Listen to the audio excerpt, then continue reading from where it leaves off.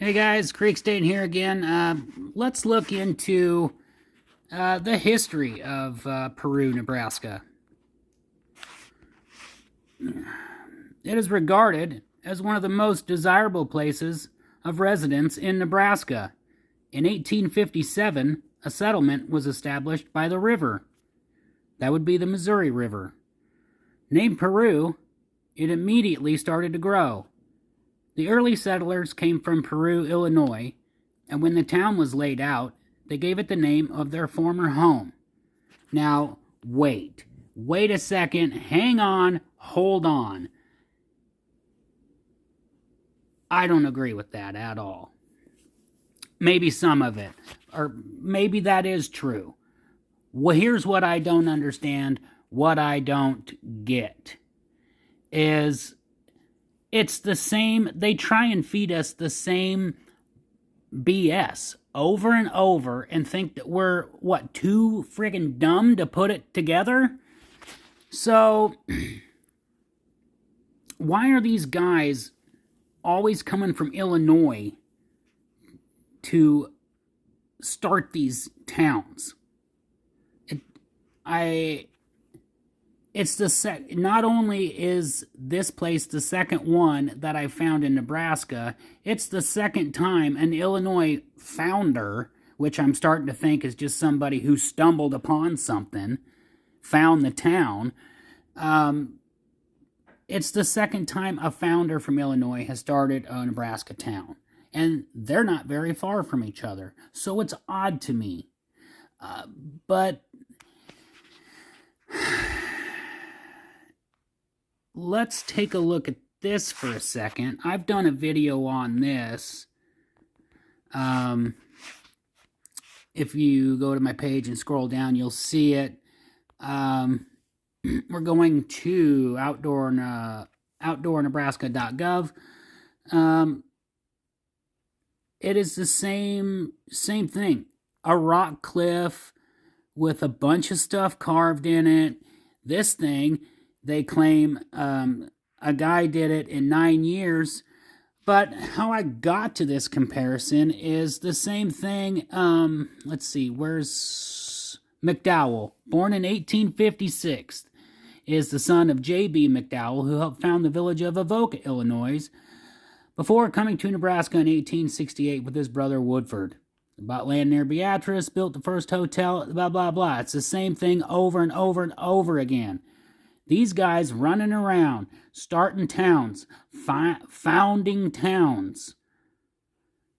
Where did all this come from? Can someone explain to me why people were running around, starting towns here, starting towns there, naming them the same thing, or after their daughter, or the most beautiful daughter they know of their pal? I don't even know.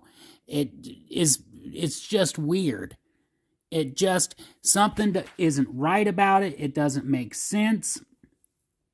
And like I said, they correlate. Not only does it not make sense from the aspect of, is it coincidental?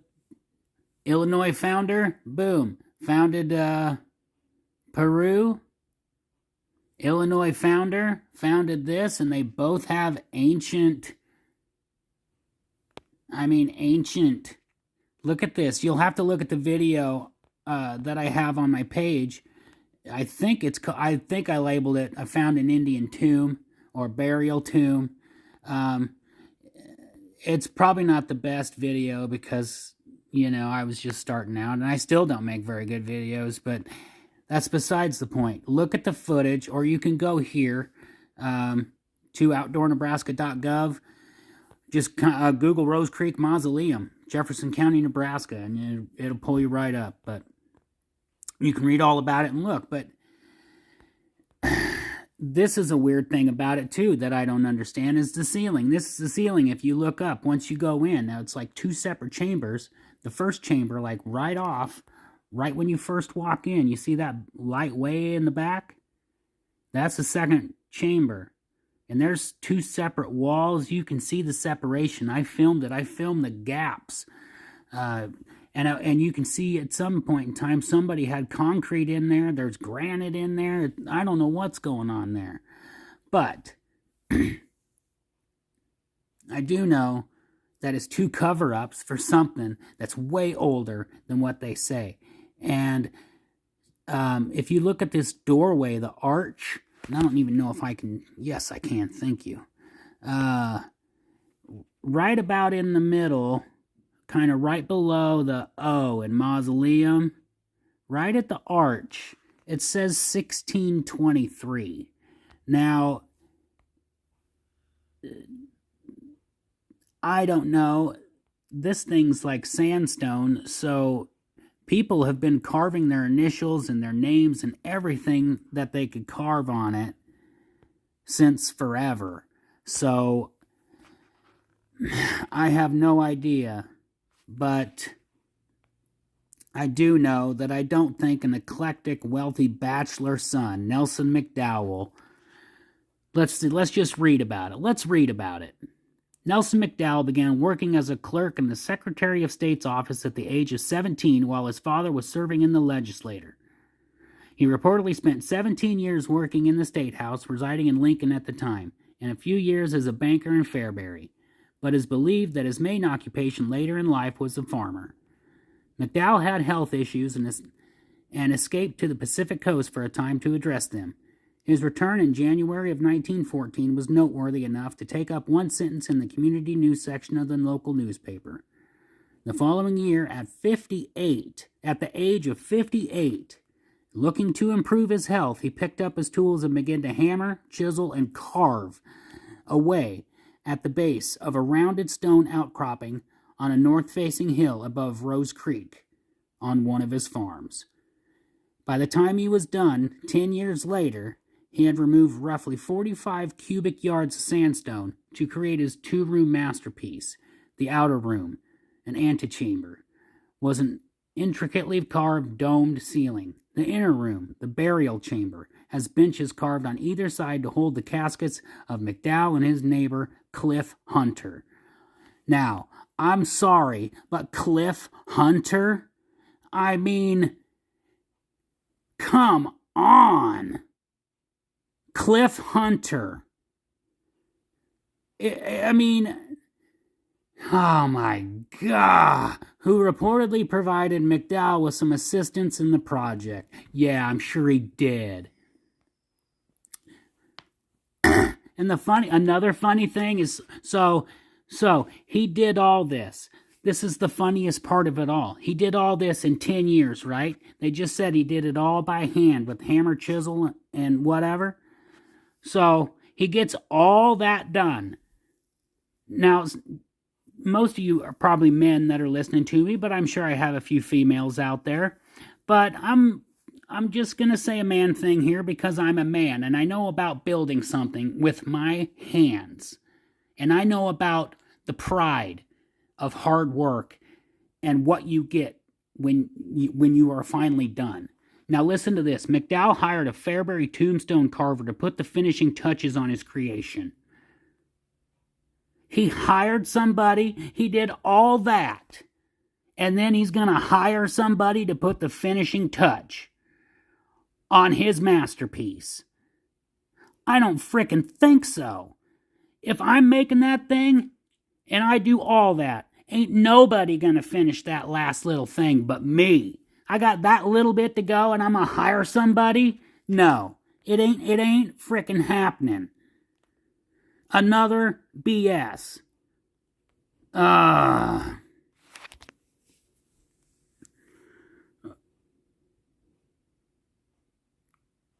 Who carved, let me guess the name of the guy he hired. Was it Archie Chisel Shims?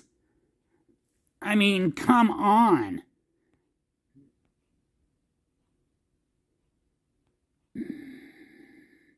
Now, and Lookout Mountain, Lover's Lane, Pulpit Rock, and Devil's Slide is what he hired him to carve. So, I mean, if you look at the graffiti there, I don't know. It was almost like there was something there, and they were just like, hey, kids, come over here and cover this up before anybody sees what it is. Just, hey, carve your initials here.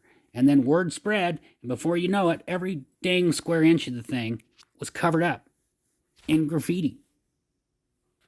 So, you can tell from my footage too, at one time, there was a gate that went through that arch, or like at some point in time, there was a gate. There's like metal rods curved coming out of there, and they're curved up like it would be a hinge.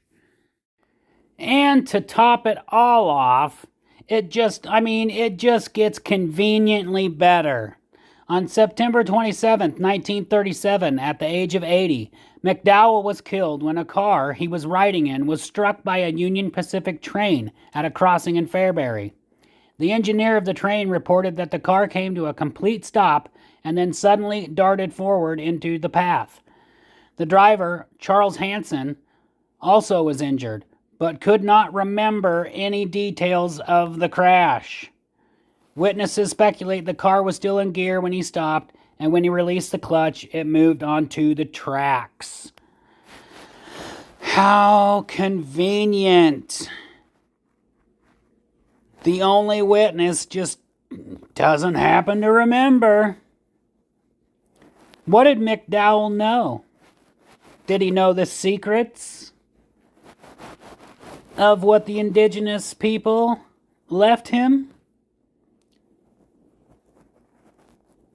Was he old and he said, you know what, I'm going to start telling people? Word got out and they shut him up? I don't know. It'd be pretty, put the pieces together.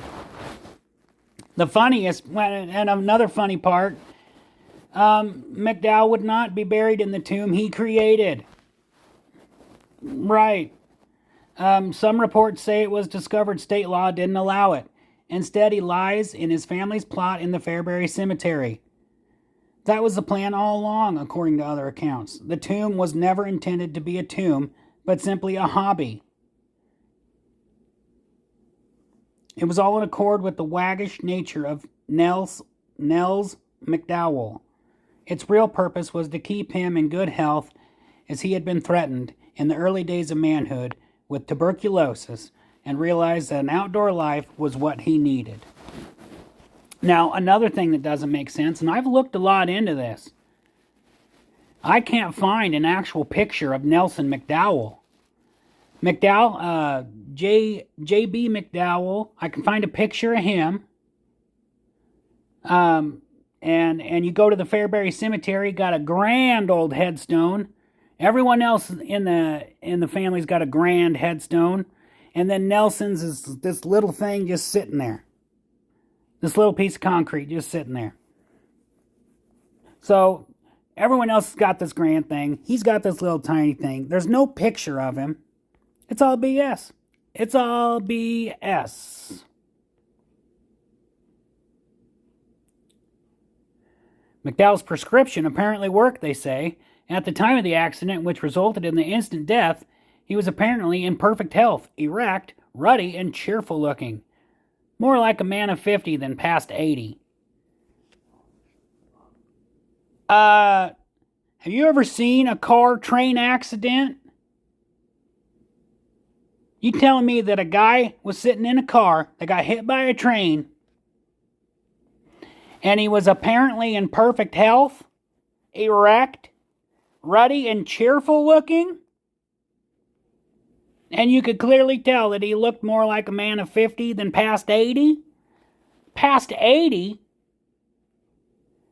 But he was only 80. Newspaper accounts of McDowell's life say he was an honest, generous, hard-working man. While he owned one of the first automobiles in Fairbury, he lived in small apartments above businesses in downtown Fairbury.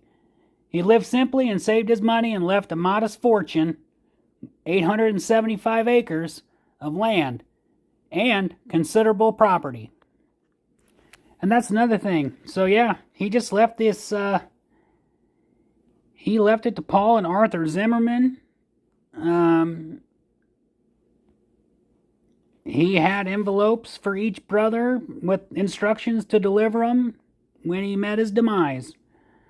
And a week after his death, the Zimmermans were speechless when they learned of his gift. Then it goes on to say that, the Zimmermans had the land for a little bit, and then eventually they didn't want it, and they donated it to the state. So, yeah, you can read all about it there, but it's too much crap. Too much crap. Just tell us the truth. That's all you have to do. Why do you have to go to these lengths to do it? Why? What would be so hard about Americans knowing the history of their land? What is so wrong about Americans wanting to know about American history? Because I'm sorry, it's not that 200-year-old country they always try and pull it off as. It's old. It's really old.